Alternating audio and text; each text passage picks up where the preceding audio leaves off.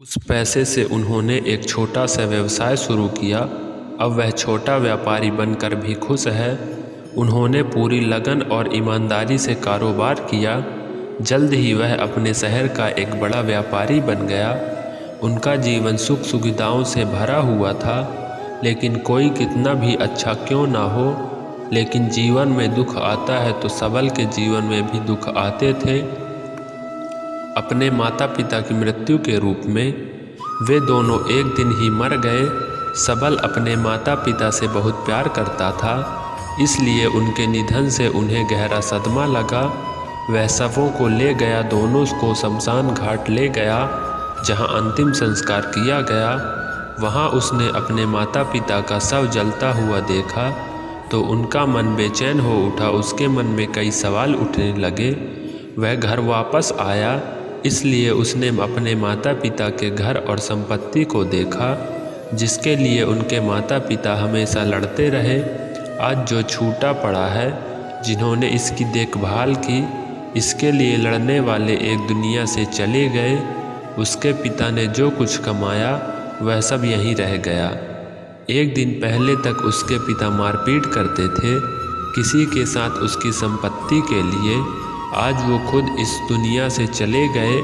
उसका मन ऐसे अनेक विचारों के बवंडर में था। वह अंदर से अकेला और डरा हुआ महसूस कर रहा था।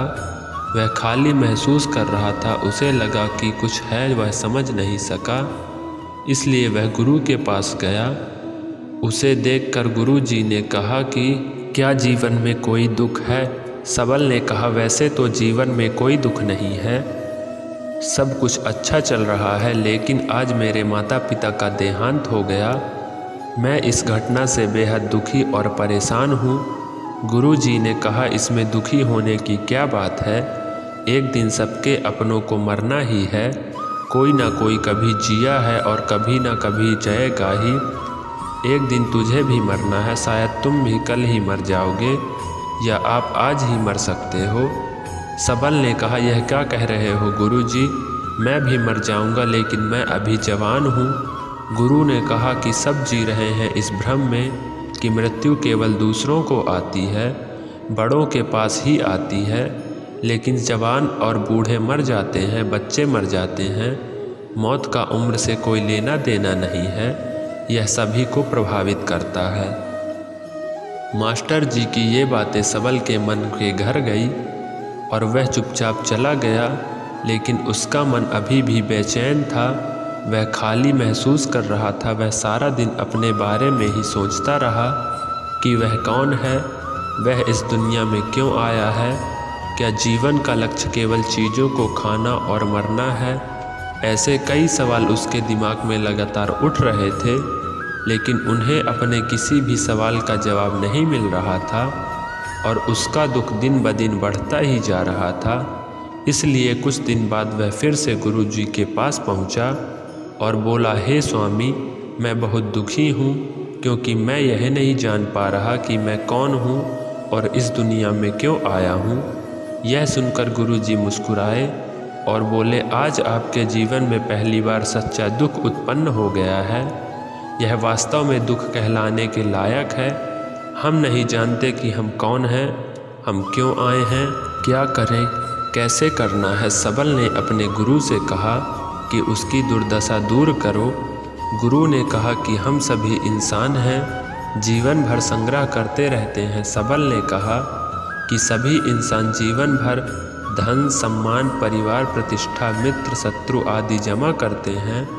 गुरु ने पूछा, क्या हम एकत्रित की गई चीज़ों में से कुछ भी अपने साथ ले जा सकते हैं? सबल ने कहा, कोई भी इंसान अपने साथ कुछ भी नहीं ले जा सकता, वह सिर्फ अकेला ही मर जाता है। मेरे माता पिता भी अपने साथ कुछ भी लेकर नहीं गए। सब कुछ, धन संपत्ति, वैभव, सब कुछ यहीं पर धरा रह गया। शिक्षक ने कहा, अब मेरी बात ध्यान से सुनो।